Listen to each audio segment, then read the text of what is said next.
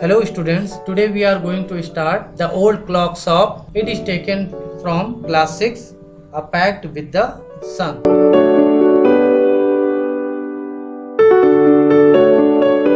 old clock shop. It's Christmas Eve and closing time for shop. यह Christmas की पूर्व संध्या है और दुकानों को बंद करने का समय हो चुका है. Ray's old clock shop is still open. Ray's की पुरानी घड़ी की दुकान अब भी खुली हुई है. Two shoppers called at this late hour और दो ग्राहक उसकी दुकान पे अंतिम समय पर पहुंचते हैं. Christmas eve had arrived. Christmas की पूर्व संध्या आ चुकी थी. At last minute shoppers were going home और अंतिम समय पर ग्राहक कस्टमर अपने घर को जा रहे थे. A thick white sheet of snow lay over Salt Lake City, USA. एक मोटी सफेद बर्फ की चादर सॉल्ट लेक सिटी पर यूएसए में फैली हुई थी. Yet the lights were still burning in the old clock shop. फिर भी पुरानी घड़ी की दुकान में अभी भी लाइट जल रही थी.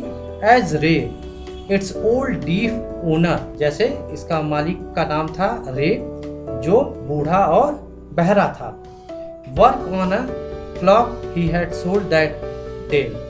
वह घड़ी के ऊपर काम कर रहा था जिसको उसने आज ही बेचा था. हैविंग फिनिश्ड हिज वर्क, अपना काम समाप्त करके रे स्टूड अप, रे खड़ा हुआ. And was on his way to the back room, और अपने कमरे की तरफ जा रहा था. When a cold rush of air from the front door hit the back of his neck, तभी एक ठंडी हवा सामने के दरवाजे से आई और उसके गर्दन के पीछे गर्दन पे आकर के टकराई. He turned to meet a last minute shopper. अंतिम समय में आने वाले ग्राहक से मिलने के लिए वह मुड़ा. But his old wise eyes told him, लेकिन उसकी बूढ़ी बुद्धिमान आंखों ने उसे बताया that this was not a shopper, कि यह कोई ग्राहक नहीं था. He saw two men, उसने दो आदमियों को देखा. One in his 20s, एक आदमी लगभग 20 साल का था. The other closer to 50, और दूसरा आदमी करीब 50 साल का था. The younger man remained at the door. जो 20 साल का व्यक्ति था वह दरवाजे पे रुक गया. The older man approach the counter with no sign of friendliness in his eyes. और जो 50 साल का व्यक्ति था वो काउंटर पर पहुंच गया और उसकी आंखों में कोई भी मित्रवत भाव नहीं था. Ray was able to hide his growing fear. Ray अपना डर छिपाने में सक्षम था. उसने अपना डर छिपाया. As he slowly pushed a notepad and a pencil across the counter, उसने धीरे से एक नोटपैड और पेंसिल काउंटर की तरफ उस व्यक्ति की तरफ आगे बढ़ा दिया. He smiled at the unfriendly face, और वह unfriendly face उस कस्टमर को देख करके मुस्कुराया. Then pointed to his ear, फिर उसके बाद में उसने अपने कानों की तरफ इशारा किया. And shook his head from side to side, और अपना सर इधर उधर हिलाया. A quick look of surprise changed the man's face as he studied the notepad, और ज्यों ही उस आदमी ने नोटपैड को पढ़ा, अचानक उसको बड़ा सरप्राइज हुआ और उसको बड़ा ही सरप्राइज से उसका चेहरा चेंज हो गया. Then he turned and said something to his friend. तभी वह पीछे मुड़ा अपने फ्रेंड से कुछ कहने के लिए. Ray used the chance to look closely at the man, और रे ने यह समय उस आदमी को क्लोजली ऑब्जर्व करने में लगाया. बहुत ही अच्छे से उस आदमी को ऑब्जर्व किया. Paying attention to the shape of a gun, उसने उस आदमी की गन को ध्यान से देखा. And a restless hand in his man's right hand coat pocket, और उसकी हाथों को देखा जो बेचैन थे जो आदमी के राइट हैंड कोट के पॉकेट में थे। एंगर बॉयल्ड विद हिम, उसे बहुत गुस्सा आया, रे को बहुत गुस्सा आया। But it was kept down by an inner voice that said be still, और उसके अंदर से आवाज आई कि अभी शांत रहो। He wrote on the note pad, उसने नोट पैड पे लिखा, मे आई हेल्प यू, क्या मैं आपकी मदद कर सकता हूँ, या मैं आपके लिए क्या कर सकता हूँ। For the first time the older man look directly at Ray's and smile, और पहली बार जो 50 साल वाला व्यक्ति था, ओल्डर व्यक्ति था, वह रे के आंखों में देखा और मुस्कुराया। क्रूएल मॉकिंग स्माइल, लेकिन यह स्माइल कोई दोस्ती वाला स्माइल नहीं थी, यह एक क्रूर और उपहास करने वाला, मजाक करने वाला स्माइल था, मुस्कुराहट थी। दे बोथ अंडरस्टूड, वे दोनों समझ चुके थे। वाई ही वॉज देयर, क्यों वह वहां आया था। Why his friend remain at the door, क्यों उसका फ्रेंड दरवाजे पर ही रुक गया था। They looked like men who were down on their luck, वे दोनों आदमी ऐसे लग रहे थे कि जैसे कि वे किसी संकट में हैं। And were now ready to try something, और वह कुछ ऐसे करने की कोशिश में थे। They would be later be sorry about, जिसके लिए वे बाद में पश्चाताप करेंगे। Ray's knows that his visitor are in need, Ray's जानता है कि उसके यहाँ आने वाला कस्टमर जो है, ग्राहक जो है, उसको आवश्यकता है, उसको जरूरत है। He accept an old watch in exchange for a good sum of money, वह पुरानी घड़ी को ले लेता है और उसके बदले में एक अच्छी सम, एक ठीक ठाक पैसे दे देता है। The message of peace and goodwill spread everywhere as the old clock chimed Merry Christmas, और एक मैसेज, एक शांति का मैसेज और सद्भावना का मैसेज हर तरफ फैल जाता है जब पुरानी घड़ियों में एक साथ बजना शुरू होती हैं, ये घड़ियां बजना शुरू करती हैं और मैरी क्रिसमस कहती हैं। द क्लॉक्स टिक्ड ऑन, घड़ियां बजती हैं। रे कामली रोट एनदर मैसेज, रे चुपचाप एक दूसरा मैसेज नोटपैड पे लिखता है।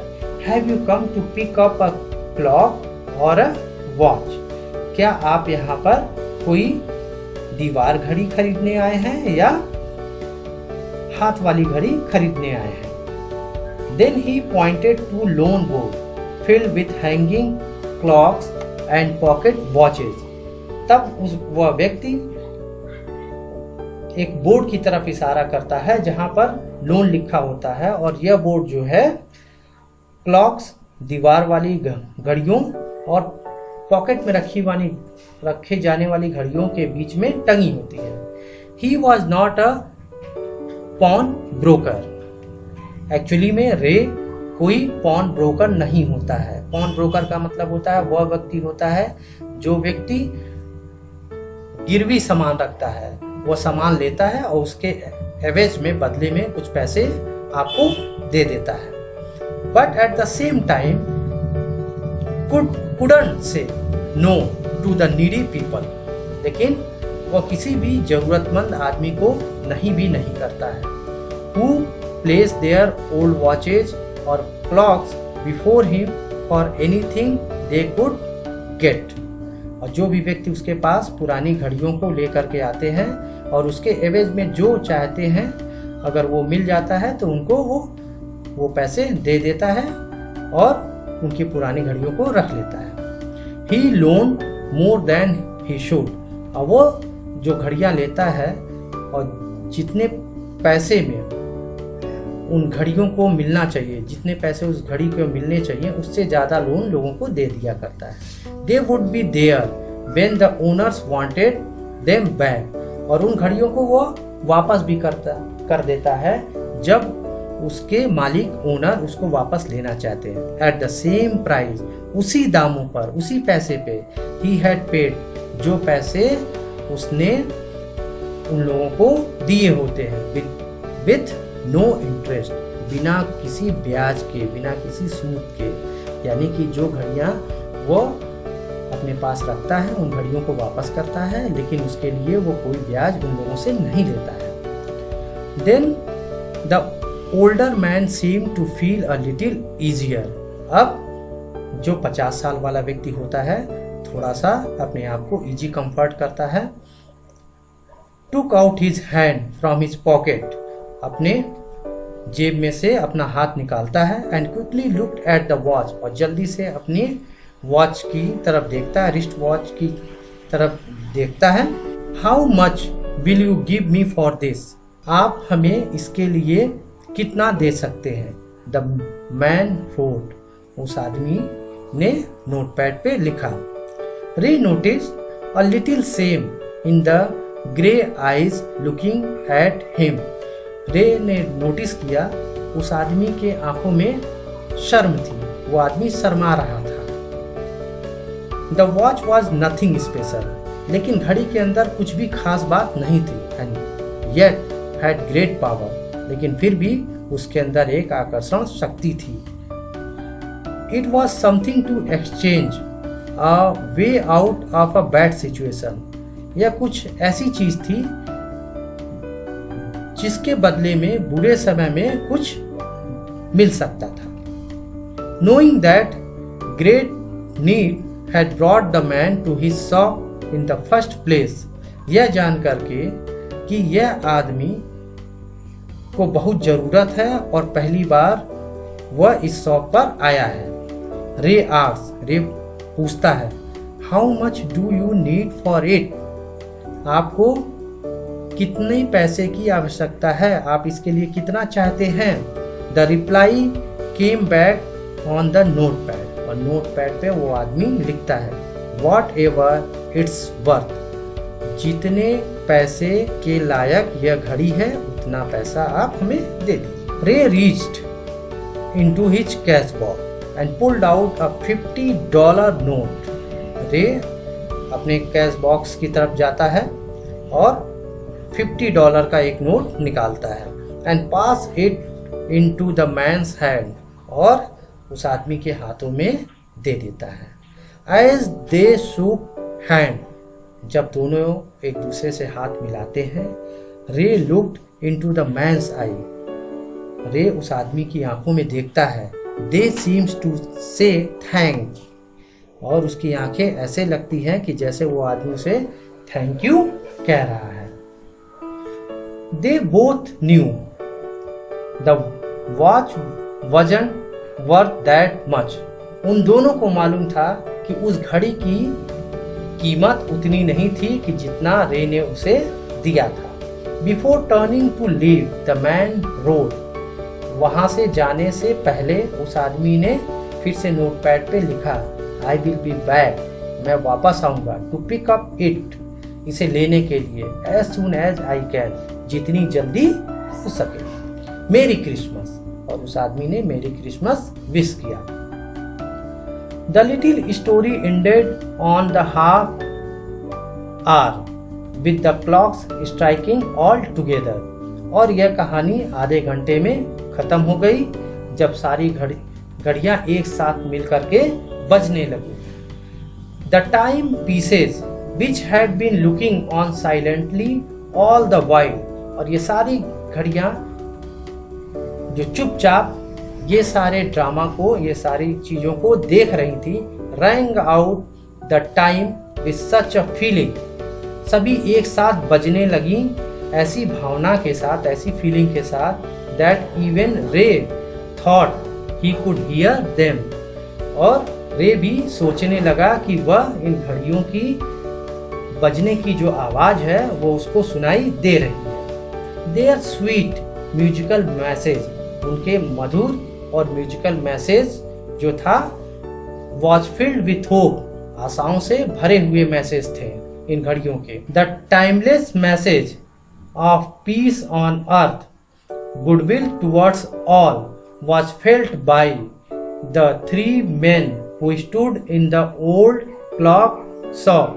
और ये मैसेज कि सारे धरती पर शांति हो, सारे संसार में शांति हो, सभी लोगों के बीच में सद्भावना बनी रहे, ये तीनों आदमी जो पुराने घड़ी की दुकान पे ओल्ड क्लॉक शॉप पर थे, उन्होंने महसूस किया।